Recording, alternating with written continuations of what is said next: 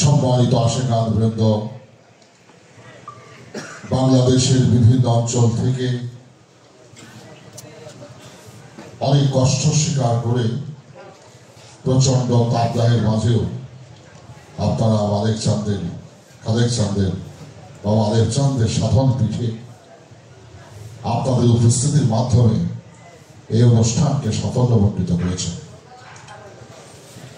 এবং শুধু সাফল্যমণ্ডিত করেননি, আপনারা বাবা আলেপ চাঁদ শাহ সুযোগ্য সন্তান মালেক দেওয়ান সাহেবের এই 38তম বাৎসরিক তার বেসাল দিবসে, মহাপ্রয়াণ দিবসে এসে আমার বিশ্বাস আপনার প্রতিটি মানুষ মালেক দেওয়ান সাহেবকে হৃদয়ে রেখে তার প্রতি শ্রদ্ধা নিবেদন করতে যারা এসেছে, আমার বিশ্বাস আমার দয়াল গুরু দাদাগুরু মালেক দেওয়ান সাহেব আপনাদের মাঝে এখনো তিনি বেঁচে আছে।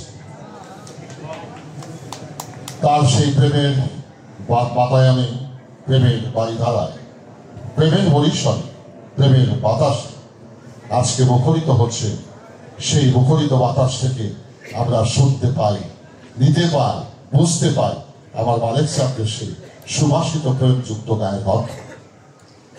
তাই প্রথমে আল্লাহ মালিকের দরবারে শুকরিয়া আদায় করি, তার সাথে বাবা আলেপ চাঁদ শাহ, আমার দাদাগুরু মালেক দেওয়ান সাহেব, খালেক দেওয়ান সাহেব, বাবা কবিরুদ্দিন দেওয়ান সাহেব, সাধন দেওয়ান সাহেব, বাকন দেওয়ান সাহেব, কমল দেওয়ান সাহেব, এই পরিবারে যারা ছিলেন, বিশেষ করে খালেক দেওয়ান সাহেবের একজন একনিষ্ঠ রুহানি সন্তান, তার ভাবধারাকে কাঁধে নিয়ে যিনি বাংলাদেশে চষে বেরিয়েছেন, তিনি আর কেউ নন, তিনি সকলেরই প্রিয় আস্থা ভাজন বাউল জগতের একজন নক্ষত্র মাতাল কবি রাজ্জাক দেওয়ান সাহেব। তার সেই ভাবধারা ধারণ করে বাংলার আনাচে কানাচে, দেশে বিদেশে যিনি সুনামের সহিত এই দেওয়ান পরিবারের ঐতিহ্যকে ধারণ করে আপনাদের মনের পিপাসা নিবারণ করে যাচ্ছে, আবার স্নেহশীষ কাজল দেওয়ান আমাদের মাঝে উপস্থিত হয়েছে।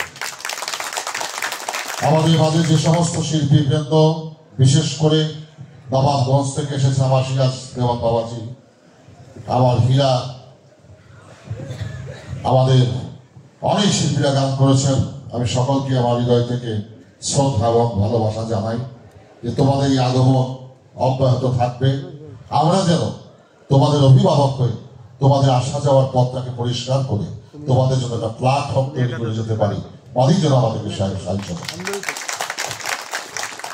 আমি আজকে গানের চেয়ে বেশি গুরুত্ব দেব আমরা উদাসীনতার আলোকে, অবহেলা, আমার পূর্বপুরুষদের যা প্রাপ্তি ছিল সেটা আমরা দিতে পারি নাই, আমরা তাদের কাছে ঋণী। আজকে সেই ঋণ পরিশোধ করার সময় সুযোগ আমাদের দ্বার প্রান্তে চলে এসেছে।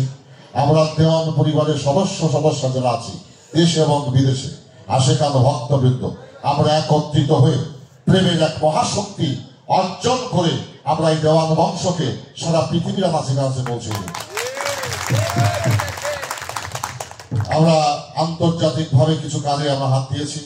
ইউনেস্কো থেকে প্রতিনিধি দল আমাদের সাথে সমন্বয় করে আমাদের দেওয়ান পরিবারের উপরে তার ডকুমেন্টারি ফিল্ম তৈরি করবেন, অনেক কাজ তারা করবেন। তারা আমাদের কাছে চলে এসেছেন জাতীয় সংঘ থেকে।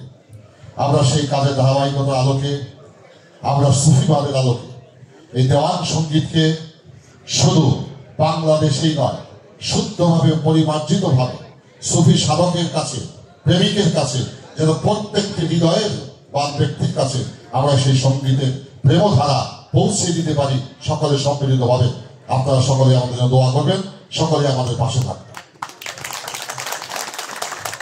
তো আজকে আমি দাদাগুরু মালেক দেওয়ান সাহেব 1988 সাল শুক্রবার রাত্র 11:15 তার এই নশ্বর পৃথিবী থেকে, তার জীবন থেকে, তার প্রাণ পাখি এই অধমের হাতের উপরই সে পরম বন্ধুর জগতে তিনি চলে যান। তার প্রেমময় দেহটা আমাদের কাছে রেখে যান। সেই দেহটা নিয়ে আমরা অনেক চিৎকার করেছি, কেঁদেছি, কিন্তু এই কাদার মধ্যে একটি প্রশান্তি পেয়েছি।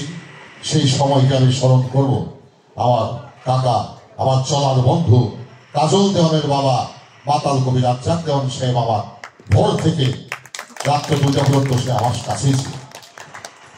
আমি তার আত্মার প্রতি শ্রদ্ধা জানাই। ভেদাভেদ ভুলে যে আসো, আমাদের কত বড় শক্তি, আমাদের কত বড় মনোবল, কত বড় প্রেমের পরিধি।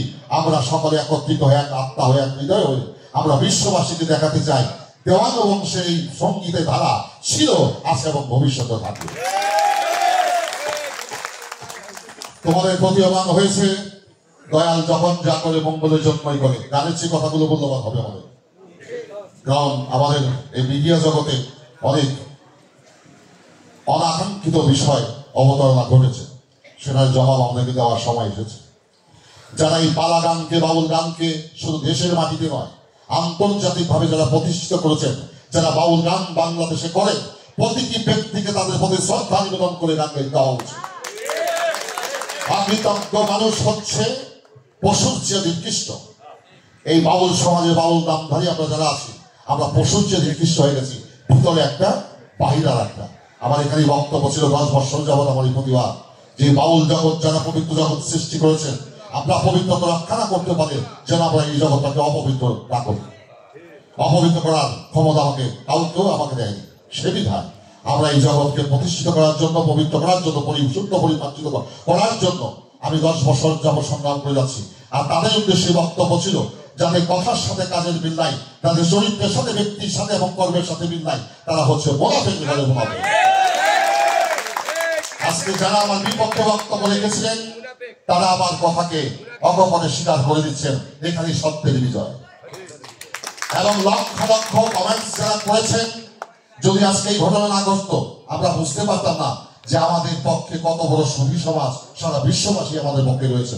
এই ঘটনা ঘটেছে বলে আমরা বুঝতে পেরেছি যে আমাদের ভালোবাসার জন্য, আমাদেরকে সহযোগিতা করার জন্য, আমাদের স্নেহ মায়া মমতা করার জন্য লক্ষ লক্ষ কোটি কোটি মানুষ দেশ বিদেশে অপেক্ষা করছে। সেটা প্রমাণ হয়ে গেছে। সত্য এবং মিথ্যা বাছনের সময় চলে এসেছে। ইউটিউবে যারা আছেন তাদের প্রতি আমার এই অনুরোধ থাকবে, আমার কোনো বক্তব্য কোনো ব্যক্তিকে দিয়েছিল না, কোনো প্রাতিষ্ঠানিক কোনো প্রতিষ্ঠানকে দিয়েছিল না, ছিল যারা আমরা ভিতরে একটা, বাহিরের একটা, বলি একটা, করিয়ার একটা, এই সমন্বয়হীনত মানুষগুলো হচ্ছে পশুর চেয়ে নিকৃষ্ট। তাই বাউল গানকে যারা কলুষিত করেছেন, যারা কলুষিত করার চেষ্টা করছেন, তাই এখন থেকে সাবধান হয়ে যান। আমি তাদের উদ্দেশ্যে একটা আশাব্যঞ্জক বাক্য ব্যবহার করব। আমার এই পাঞ্জাবিটা যদি ময়লা হয়ে যায়, আমি কি দিয়ে ধৌত করব? সাবান দিয়া। ময়লা মুক্ত হয়ে গেলে কি করবো? ফেলে দেবো না গায়ে দেবো? গায়ে দেবো। যারা ময়লা আবর্জনা যুক্ত হয়ে যারা এই পবিত্র বাউল সমাজকে নষ্ট করছেন, কলুষিত করছেন, তারা যদি পরিষ্কার, পরিশুদ্ধ, পরিমার্জিত হয়ে আমাদের কাছে আসতে পারেন, আমরা আবার তাদেরকে ভালোবেসে আমরা আমাদের অঙ্গে ধারণ করি, কোনো সমস্যা নেই।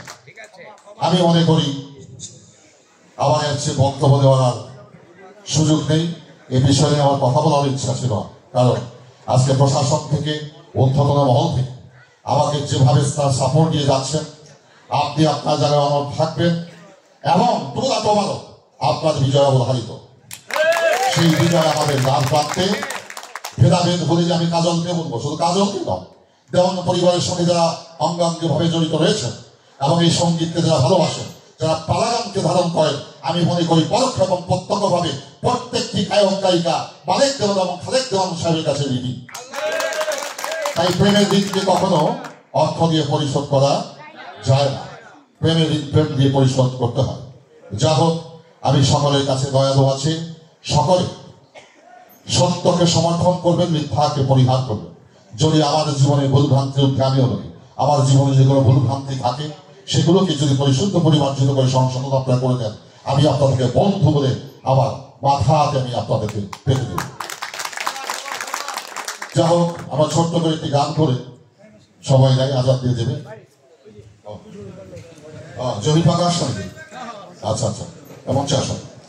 এখন যে বিষয়টি আমি অনেক কথা বলার ছিল, আমরা Dewan Sufi culture centre for folk music, Dewan Sufi culture centre for folk music নামে আন্তর্জাতিক একটি সংগঠন করতে যাচ্ছি। যে সংগঠনের মধ্যে বাংলাদেশের বিশ্ববিদ্যালয়, প্রতিটি বিশ্ববিদ্যালয়ে ডক্টরেট করা ব্যক্তিরা আমাদের সাথে 22 জন তারা সম্মতি প্রদান করেছে। 22%। তারা এই দেশের বিশিষ্ট ব্যক্তিবর্গ।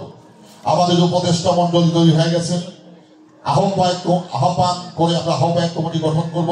৪১ দিনের মধ্যে আমরা ঢাকাতে রাজধানীর বুকে বিশাল অডিটোরিয়াম নিয়ে আমরা সেখানে সারা বাংলাদেশ থেকে এবং বিশ্বব্রহ্মাণ্ড যারা পৃথিবীতে আমাদের এই ফোক কালচার নিয়ে কাজ করছেন ইউনেস্কো সহ জাতীয় সংঘ সহ ফ্রান্সের অ্যাম্বাসিডর, জার্মানির অ্যাম্বাসিডর সকলেরকে একত্রিত করে আমরা দেওয়ান বংশে যারা আছি, এই আত্মার সাথে যারা মিলেমিশে আছি, যারা এই সঙ্গীতকে ধারণ করি, তাদের সকলকে আহ্বান করে আমরা বিশাল আকারে একটি অনুষ্ঠানের মাধ্যমে সারা বিশ্ববাসীকে জানিয়ে দেব যে আলফ দেওয়ান, মালিক দেওয়ান, খালেদ দেওয়ান কি ছিল। যা হোক, সেই আশাবাণী শুনিয়ে আমি মাইক দিয়ে দিচ্ছি। আচ্ছা আচ্ছা, আমার বড় ভাই শ্রদ্ধেয় জনাব নাসিরুদ্দিন দেওয়ান শেখ, তিনি তার মন থেকে দু চারটি কথা বলার অভিপ্রায় ব্যক্ত করেছেন। আমি তাকে সবিনয় অনুরোধ করবো তার মূল্যবান দু চারটি কথা বলার জন্য। ধন্যবাদ। সম্মানিত সুধীজন,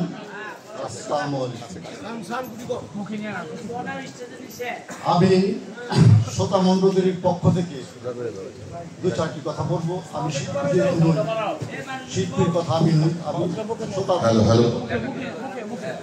এখন যে কথাটা আমি বলতে চাচ্ছি, আমি কিছুদিন যাবৎ যেটা অত্যন্ত দুর্ভাগ্যজনক সত্য, সেটা হচ্ছে তাদেরকে আমরা পথ প্রদর্শক হিসাবে চিহ্নিত করেছি, তারা বিভ্রান্তিতে জর্জরিত। আমি মনে করি হক এবং বাতিলের যুদ্ধ শুরু হয়েছে। আমরা যারা শ্রোতা আছি তারা হককে বেছে নিব না বাতিলকে বেছে নিব, এটা আমাদের এখন সিদ্ধান্ত নেওয়ার পালা। যদি আমরা হকের পক্ষে থাকি তাহলে আমাদেরকে শনাক্ত করতে হবে কারা হকের পক্ষে আছেন, তাদেরকে আমরা বরণ করে নিব এবং সেই পথ অনুসারে আমরা চলার চেষ্টা করব।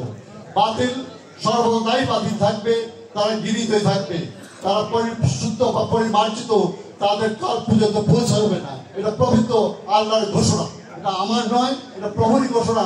যাদেরকে শিরমোহর মেরে দিয়েছে তাদেরকে শিরমোহর আমাদের পক্ষে মারা সম্ভব নয়। অতএব হক এবং বাতিলের যে যুদ্ধ, এই হক এবং বাতিলের যুদ্ধ আমরা সাধারণ শ্রোতা যারা আছি তারাও আমরা আপনাদের সাথে একাত্ম প্রকাশ করছি এবং আমরাও ওটার সাথে এই যুদ্ধে সামিল হবো, এই আশা ব্যক্ত করে আমি আমার বক্তব্য শেষ করছি। যেহেতু আমাদের বাড়ি, আমাদের এই জামানার প্রখ্যাত গায়ক আমাদের জহির পাগলা আসছে, আমরা তো সবসময় গান করি। জহির পাগলা একটা গান করবে, তারপর বড় ভাই গান ধরবে, আমি এবং জহির পাগলা দুজনে দোহারি করবো। জহির পাগলা, বাবা একটা গান, তুমি একটা গান আমাকে শোনাও। হ্যাঁ, সবাই তোমাকে ভালোবাসে, একটা গান করবে।